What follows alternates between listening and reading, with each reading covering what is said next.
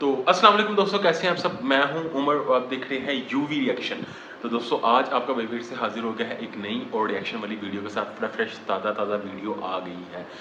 तो आज मैं जिस वीडियो को रिएक्शन करने जा रहा हूँ जिसको लिया जा रहा है दी मिस्टिकल लैंड की तरफ से, और इस वीडियो का टाइटल जो है वो आता हिंदी में और आता इंग्लिश में। इंग्लिश वाला मैं आपको पढ़ के बताता हूँ। ये होने वाला है Europe warn India for Russian petroleum.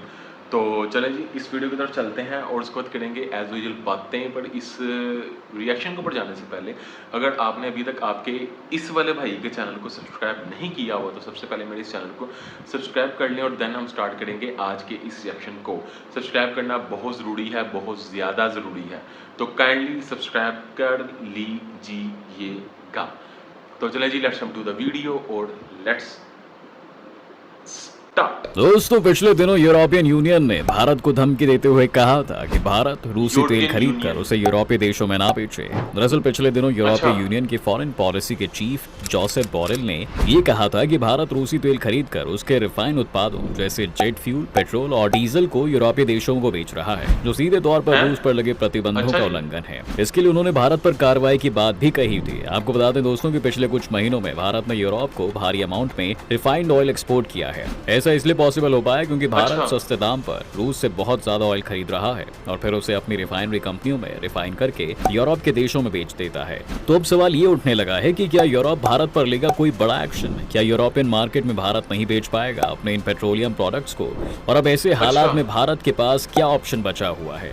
इन सभी सवालों के जवाब हम आपको इस वीडियो में देने वाले हैं। बस आप वीडियो को लाइक करके बने रहिए हमारे साथ। दोस्तों आपको पता है कि भारत इस वक्त यूरोप का सबसे बड़ा ऑयल सप्लायर बन चुका है और ऑयल सप्लायर के मामले में भारत ने सऊदी अरब और अमेरिका को पीछे करने के बाद यह रिकॉर्ड हासिल किया है। जी हाँ दोस्तों, और यही यूरोपीय देशों को अच्छा नहीं लग रहा है। इसलिए यूरोपीय यूनियन के विदेश नीति के चीफ जोसेफ बोरेल ने पिछले दिनों ये कहा था कि भारत रूसी तेल खरीदकर उसके रिफाइंड प्रोडक्ट्स को यूरोपीय देशों को बेच रहा है, जो सीधे तौर पर रूस पर लगे प्रतिबंधों का वायलेशन है।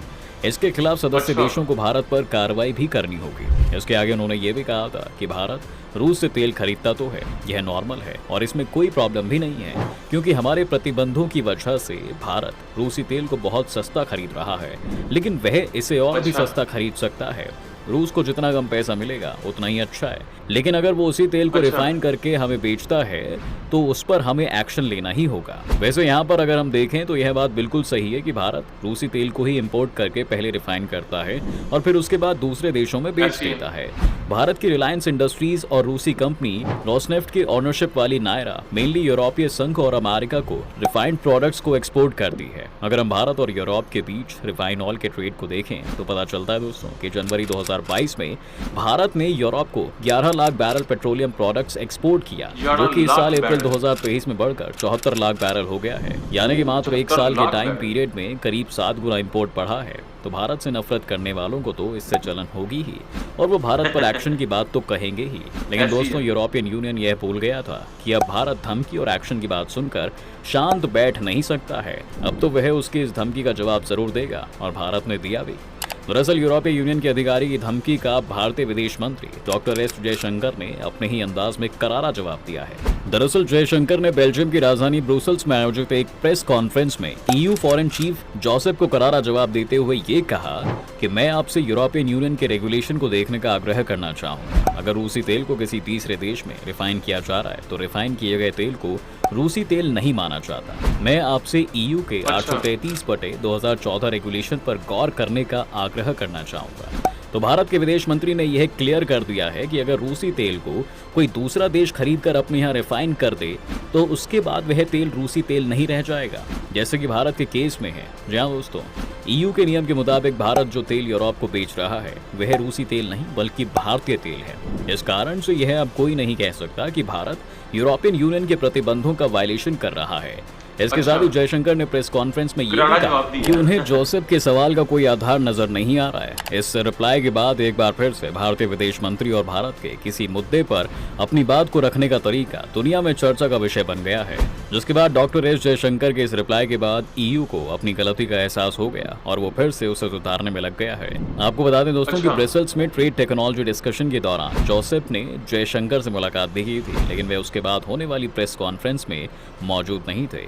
वहीं जब दूसरी प्रेस कॉन्फ्रेंस में जयशंकर ने भारत पर कार्रवाई करने वाले बयान पर जवाब दिया तो यूरोपीय संघ के executive vice president Margaret Vestager ने चेतावनी वाले बयान से तुरंत पलटी मार ली और उन्होंने कहा कि भारत और यूरोप दोस्त हैं और उन्हें एक दूसरे से रिश्ते अच्छे रखने चाहिए, ना कि एक दूसरे पर उंगलियां उठानी चाहिए।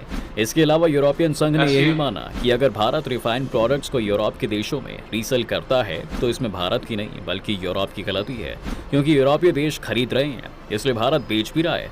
तो अब इतना क्लियर तो हो ही गया है कि भारत के इस तरह से रुख अख्तियार करने के बाद यूरोपीय यूनियन आगे कभी भी भारत को रूसी तेल के मामले में ज्ञान देने की हिम्मत नहीं करने वाला है। दोस्तों, यहाँ पर आपको जानने वाली बात यह भी है कि जब फरवरी 2022 में रूस ने यूक्रेन पर सैन्य कार्रवाई की थी तो उस पर प्रेशर बनाने के लिए अमेरिका समेत कई यूरोपीय देशों ने रूस पर सैकड़ों प्रतिबंध लगा दिए और रूस से तेल खरीदना धीरे धीरे कम करने लगे। इसका नतीजा यह हुआ कि यूरोप में तेल की भारी कमी भी देखने को मिलने लगी, जिसका सीधा असर उनकी इकोनॉमी पर भी पड़ सकता था। इस कारण से यूरोप ने भारत से रिफाइंड ऑयल खरीदना शुरू कर दिया। अगर हम युद्ध से पहले की बात करें तो रशिया यूरोप का सबसे बड़ा ऑयल सप्लायर था।